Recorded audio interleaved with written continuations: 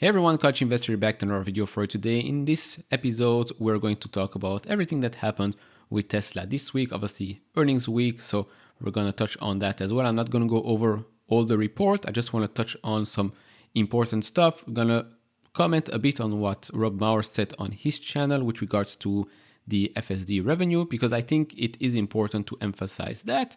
We're going to talk a bit more about some news that came out as well. If you enjoy this type of videos, we do this on a weekly basis, each time on Saturday, to summarize what happened with the company during the week. I'll try and keep it as short as possible, usually between 10 and 12 minutes. So if you enjoy this type of things, hit that thumbs up button, subscribe if you have not. And if you want to support me even further, do check out the link down in the description and in the pinned comment to get the top 10 best stocks to buy now, or go to fool.com/couchinvestor. And also thank you to the handful of channel members. So first things first is obviously the announcement of their investment, the continued investment in Nevada. So if we scroll down here, they're going to invest another $3.6 billion to continue to grow Gigafactory in Nevada. They already invested, as of now, $6.2 billion. So it's going to reach that $10 billion whenever they deploy all of that budget. It's not going to happen overnight. It's a continued process. So that will add 3,000 new team members and 2 new factories, a 100 gigawatt 4680 cell factory with capacity to produce enough batteries for 1.5 light duty vehicles annually, as well as our first high volume semi factory. So those are 2 different things. A high volume semi factory, and they also talk about 1.5 million light duty vehicles annually. Is it a van? Who knows? Semi is our fully electric combination truck with 500 miles of range and energy consumption of less than 2 kilowatt hours per mile. So that was one of the big announcements that we were expecting as Tesla shareholders. We're probably going to get more announcements or on March 1st or throughout the first half of 2023 when it comes to new locations, for example. Then a quick look at the inventory levels for Model 3 and Model Y. Again, looking at this on a daily basis doesn't really make that much sense, but as you can see from the spike until after the price cut, we've declined quite rapidly, has gone up a couple of days after, then declined again, now we're on our way back up, and a small decline here. Again, it doesn't really matter what happens here, the difference is 555, and now we're at 702. Still, for Model 3 and Y, that's really nothing. And now let's talk about the most important thing that happened this week, the Tesla earnings. So I've recapped this on Common Stock. You can follow me on there. You can also follow me on Twitter. Links are down in the description. So another record quarter for Tesla, planning to grow production as quickly as possible in alignment with the 50% CAGR target they began guiding in early 2020. I don't know why I said 2021 here, but yeah, I know there is a lot of discussion here about, well, Zach talked about 50% growth from 2021, so that's not really true, etc., etc. But they did show us this graph right here. And if you look at the blue bars, that's the 50% CAGR since 2020. If we go to 2023, so the expectations would be approximately 1.7 million.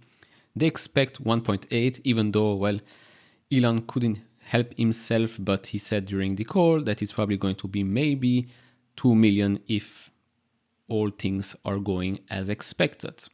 Okay, let's see what happens.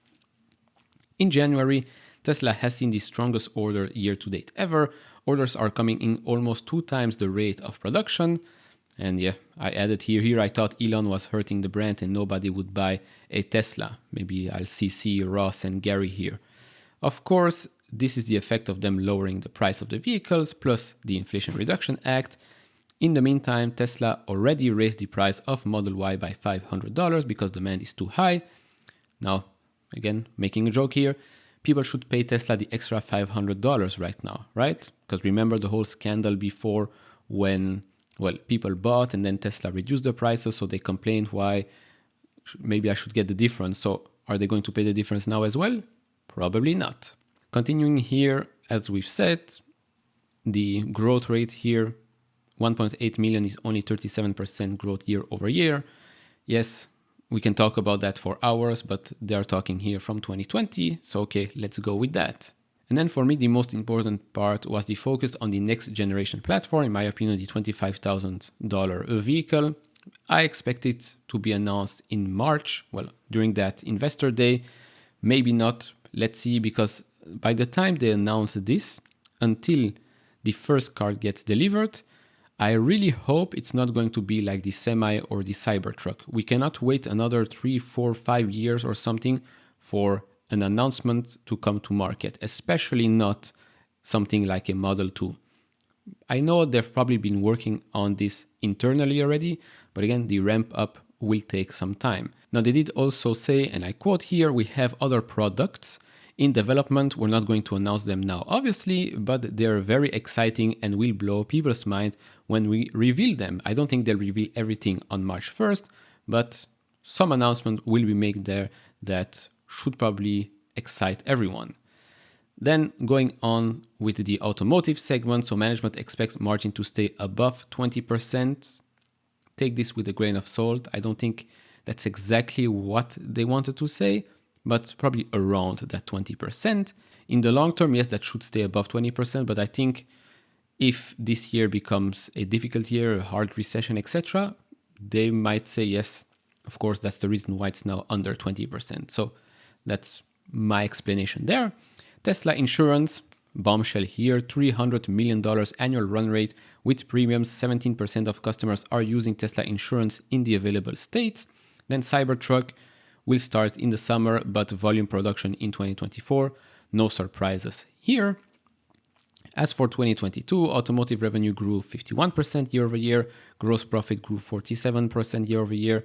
Gross margin is down 82 basis points. Operating margin for the year was 16.8%, up 464 basis points. And then free cash flow increased 51% to $7.56 billion. And Tesla ended the year with $22 billion in cash and practically no debt. Show me another car company that has this type of balance sheet. There is none. Then as for Q4, automotive revenue grew 33%, automotive gross profit 13% with gross margin down 466 basis points. Operating margin for the quarter was 16%, down 129 basis points. We're going to talk about this in just a bit. Free cash flow decreased 49% year over year, partially offset by debt repayments of $497 million.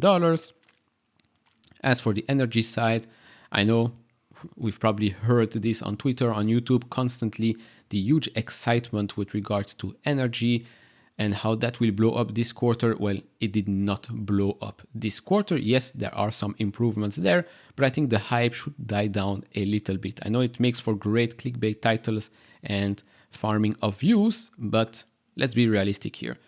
Energy storage deployment increased by 152% to 2.5 gigawatts, 6.5 gigawatt hour in all of 2022. So nice increase here year over year. Of course, 2023, hype aside, 2023 should be a better year, probably the best year when it comes to the energy segment.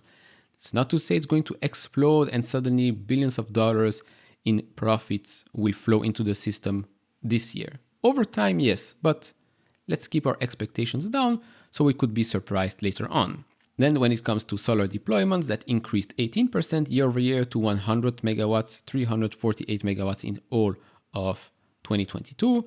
Energy sales were $1.2 billion, that's up 90% year over year. Energy profit was $159 million and gross margin was 12.1%. I wrote here, imagine what happens when it's fully ramped up.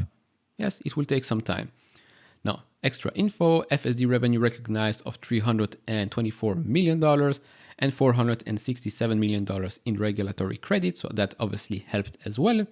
When it comes to ASP and Tesla's margin, this picture says it all. Tesla's ASP, average selling price, has been coming down for a while operating margin keeps going up. Now, when it comes to what Rob said with regards to the deferred revenue when it comes to FSD, so this is the table right here in orange, and I see I didn't like his video, so let me like that. You can see the big difference here, right? Total gross margin goes from 23.8% to 21.2%, operating margin from 16 to 13.2%. Why did they do this? Because, well, the effect of the deferred FSD revenue Of course, it's part of the business, all right? It's not like some one-time thing. No, it's part of the business, but you cannot say that this 300 and something million dollars comes from this quarter. No, it has been accumulating across a couple of quarters. So he did this on his own just to see how the business is doing today without that deferred revenue. Of course, again, it is part of the business, but taking it out right now, you can, well, see closer how the core business is doing. Because in the past quarter, we did not have that recognition of the FSD revenue. Of course, in the future, there are still around $1 billion of recognitions to be recognized. So we'll see what happens there. But I did understand why he did this and why he explained. Of course, he did make a mistake before with regards to the leasing stuff. He corrected himself, so everything is clearer here. But I don't understand the people that don't like what he just did here. Oh, you're bringing down operating margin to 13.2% when you're taking out a significant amount that, well, bumped up from 13.2% to 16%. It's part of the business. Why you're doing this? Well, like I said, he's doing this to see how the core business is doing. And because, well, we don't know how much each quarter has had from that FSD revenue. So that's about it. Then last thing here, and that's something that Matthias Fons has discovered on LinkedIn here.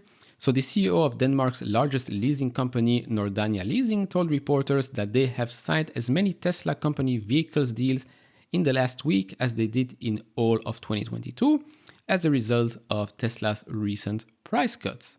So when we heard that, well, demand was through the roof, maybe one of these aspects is because companies like these have taken advantage of these price cuts, not just ordinary individuals, but companies as well.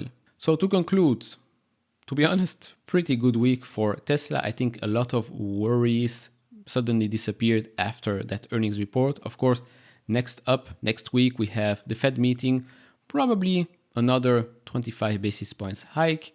But let's see what he says during his speech. That will probably form the market onwards for 2023. And then March 1st, big day for Tesla as well. We should get way more information about the roadmap. But overall, I think right now, suddenly, nobody really is saying anything about the board of directors, about Twitter, about Elon, because the price is suddenly up, well, close to 70% since that lowest point. So again, price drives sentiment.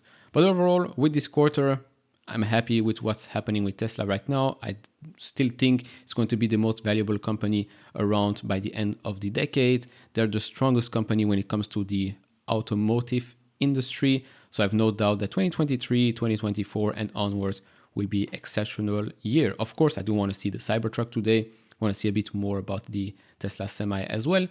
And hopefully an announcement with regards to the Model 2. And what's more important is not just the announcement, it's the actual delivery date or start of production.